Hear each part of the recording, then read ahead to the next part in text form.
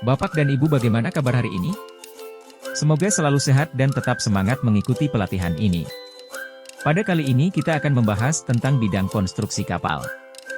Apakah ada yang tahu bagaimana membangun konstruksi kapal?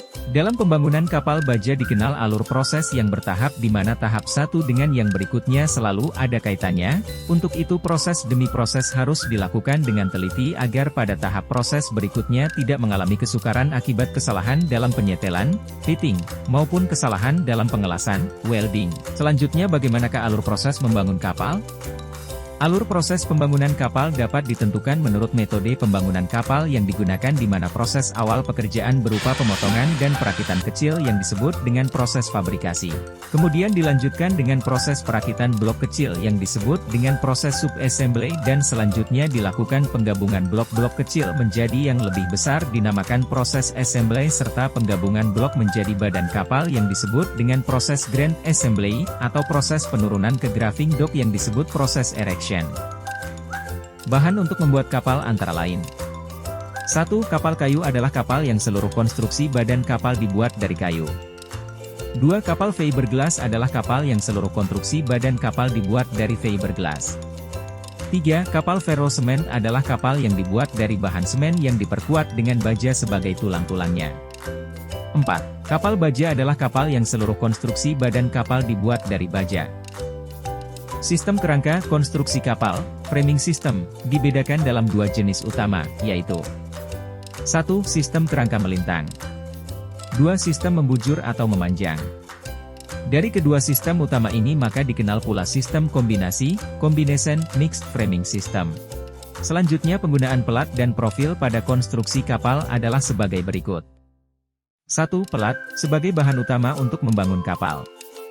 2. Balok berpenampang bujur sangkar biasanya digunakan untuk balok-balok tinggi, lunas, dan lain-lain. 3. Profil penampang bulat pada umumnya digunakan untuk topang-topang yang kecil, balok untuk tegangan tangan. 4. Profil setengah bulat pada umumnya dipakai pada tepi-tepi pelat sehingga pelat tersebut tidak tajam ujung tepinya, misalnya, pada tepi ambang palka. 5. Profil siku sama kaki digunakan penegar pelat atau penguatan-penguatan. 6. Profil siku gembung, bulk, merupakan profil siku yang salah satu sisinya diperkuat dengan pembesaran tepi sampai menggembung. 7. Profil U adalah profil yang mempunyai kekuatan besar daripada profil siku bulba. Profil ini digunakan untuk kekuatan konstruksi yang lebih besar daripada yang disyaratkan. 8. Profil berbentuk penampang Z sama dengan profil U dalam hal bentuknya, tetapi salah satu sisi dibalik. 9. Profil H dan I adalah profil yang sangat kuat, tetapi tidak digunakan secara umum. Profil ini dipasang pada konstruksi yang memerlukan kekuatan khusus.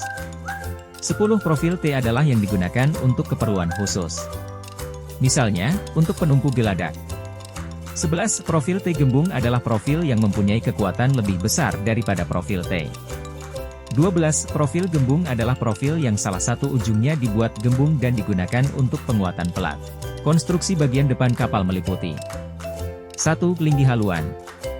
Linggi haluan merupakan tempat untuk menempelkan pelaut kulit dan juga penguat utama di bagian ujung depan kapal.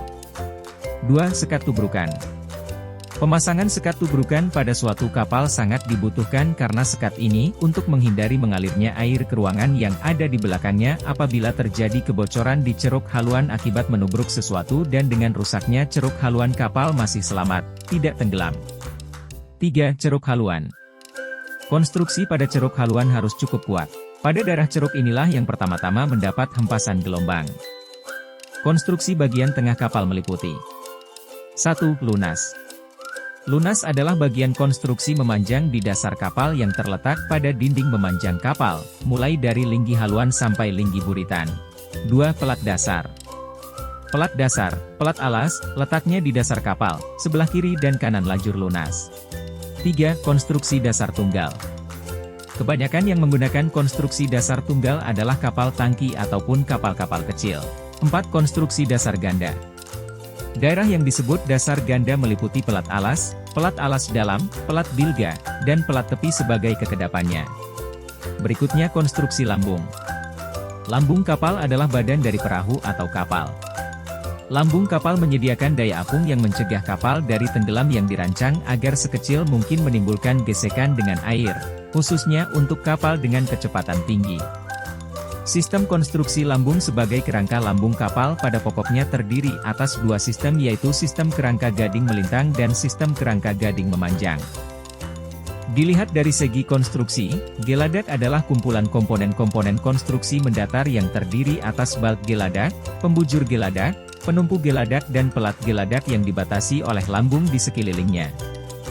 Fungsi geladak adalah untuk menjaga kekedapan kapal, menempatkan dan melindungi barang atau kargo, tempat anak buah kapal dan penumpang, menambah kekuatan memanjang dan melintang. Terima kasih. Saudara telah mempelajari subtopik perkembangan teknologi di bidang konstruksi kapal dengan baik. Salam hangat dari kami, tetap semangat dan selamat mengikuti.